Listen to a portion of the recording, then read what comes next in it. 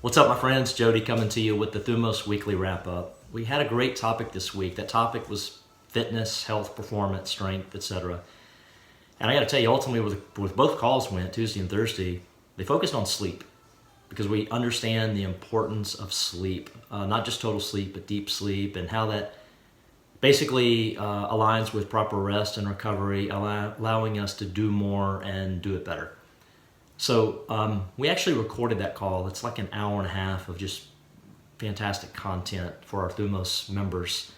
But I want to give you some nuggets that came out of that call, some quick tips. All right, so you all already know sleep matters. Here are some basics. You probably already know this. The question is, if you know it, what are you doing with it? Because these can feel really basic, but at the end of the day, if we don't implement these, they're just not going to help. All right, so for proper sleep, a set bedtime doesn't need to be perfect, but it's kind of like a budget. You know what you're after. You know what the aim is. So maybe you go to bed at 10, you wake up at 6 a.m. or something like that. What we're finding is, and we're tracking this via Oura rings, quantifiable data, not just me, but a lot of the members within Thumos, is, yeah, you can stay up till 12 midnight or 1 a.m., but you're probably not going to sleep enough in the back end. The quality may not be there as well. So typically it costs a person when they do that. It's okay to do. It's kind of like a budget. You know you're going to spend this money and splurge, but you also want to get back on track. And so a set bedtime routine as best as you can, that's a good thing. It's really hard to make up for missed sleep and catch up. Dark room, you've heard this 1,000 times. It matters. It's true. So whether it's a blacked out room with blackout curtains, or the actual sleep mask, in which I use, especially, I use it every night, but it's great for travel as well. A sleep mask is critical. Dark room. Cold room, you've heard this as well. Anywhere between, say, 68 degrees F and 70 degrees F. 69 to 70 is where I like to land. I know there's a cost factor. Those of us that live in the South, high humidity, high heat, running that AC costs more, but at the end of the day, what's the sleep worth? You can read articles. Others are going to say even colder, 65 F, 66, 67. So just play around with it and measure with something like an Oura ring or Fitbit or whatever your device is and see where it lands you. Magnesium, I specifically like it at 400 milligrams, taking in the PM. Could be a citrate version, could be a glycinate, but I love some magnesium. I see what it's doing for people. I can see how it's helping them calm, relax, and actually improve sleep. We've got one man that's, he's only about 2, maybe 3 days into it, but he's sleeping like a baby, and that was not his story 2 or 3 days ago. Now, I'm also quick to point out when it comes to supplements, sleep supplements especially, most anything can work often for 1 or 2 nights. So I'm not impressed until one can put together 3, 4, and more consecutive nights.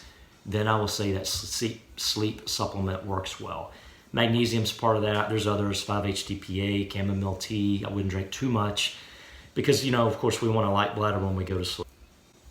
Some men and women wake up at night to urinate. So are you waking up because you got to go to the bathroom, or do you have to go to the bathroom because you're waking up? A lot of times it's the latter. One has to go to the bathroom because they're waking up. Okay, so what's the root of that waking up? Is it physical? Is it a shoulder pain because you're side sleeping? Is it back pain? Can you look at your mattress? Can you adjust the way that you sleep? Can you prop legs up on a pillow? Are you snoring? So what is the cause of what's waking one up? How's your mind? We talked about tools, hacks in order to clear the mind. Do you journal? Can you read before bed? Can you look at waves on the TV or something like that? Meditate, deep breathe, etc. Meditation, deep breathing, fantastic. Of course, before bed, because if we can get out of sympathetic fight or flight into parasympathetic, rest, digest, slow things down, calming, that's typically going to help sleep very well, especially if it's habitual. We can make it a habit or a pattern. That's fantastic to do. Blue light. What I find is there's a lot of individual differences. If I do blue light in the form of my cell phone within an hour before bed, I'm pretty much guaranteed not to get deep sleep. Total sleep can look okay. REM for me can look okay, but deep sleep is impacted negatively. So I'm not guaranteed good or great deep sleep if I don't use the phone, but I feel like I'm guaranteed poor deep sleep or less if I do use the phone before bed. I've tried the blue light glasses. Maybe they weren't the right brand. I've tried two different brands. Neither one seemed to work. They just didn't impress me. They didn't work well enough. So I just soon put the phone down. I don't always do that, and I'm aware of that, and I still choose to stay on the phone. It's a bad choice, but it is what it is. And so I say that to, hopefully that you can perhaps relate to that. So a big piece of this puzzle is just having awareness and choosing to, affect your sleep or not. So be very aware of blue light. That's why you're hearing about it. The computer can do the same. I find when I'm in our movie room and I'm far away from our big screen, it doesn't seem to impact me. But if I'm on that phone, perhaps it's the distance, the intensity of the blue light, whatever it is, I'm going to be impacted. We talked about nutrition. A lot of us do very, very well not eating big meals before bed. If I eat a big meal, I need 2 hours. I can eat light right before bed and still get decent sleep. I'm really talking deep sleep here again, because that is what seems to be most impacted negatively. Alcohol and or big meals before bed tend to be a no-no. In fact, alcohol in the PM. A lot of people say they sleep better with a glass of wine or a beer. It helps chill them out. They might, especially with total sleep, restlessness, perhaps even REM, all factors that are measured on this device of the Oura Ring. But a lot of people think they're sleeping better, but when they actually measure it, they're like, holy cow, my deep sleep is trash. Yeah, typically alcohol is not your friend, just like a big meal. There's always exceptions to the blue light, the big meal, the alcohol. I've seen them. My wife can do the blue light, a phone right before bed, boom, and knock out 2 hours of deep sleep. Don't get too caught up in what your numbers are, whether it's deep sleep or something like HRV, which is a measurement for recovery, heart rate variability. It's good to talk to other people and collaborate and compare notes, but don't get too caught up. If your HRV sits around 20 and someone else is 40, it doesn't mean that you're in bad shape or you're not going to live as long, because it's very individualized. So compare, do collaborate, do take notes, talk health tips, but be careful comparing yourself, a unique individual, to others. The last thing I'll mention is food matters. It's huge. I'm not a fan of just picking some diet and rolling with it. I think everything can work. Most everything can work for a limited amount of time.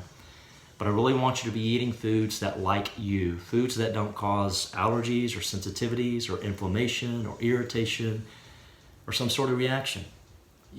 If you hadn't seen it, please go check out my Everlywell food test. I'm a fan. I think it's legit. For $100, I think it's a no-brainer. So if you're eating the wrong foods, especially in the PM, then that can cause irritation, inflammation, etc. That can absolutely affect or impact sleep from a negative standpoint. So I hope that helps. I've covered a lot of information. I want to see you get good sleep, good rest and recovery to be more productive, better level up in life, and do more, and do it with more energy.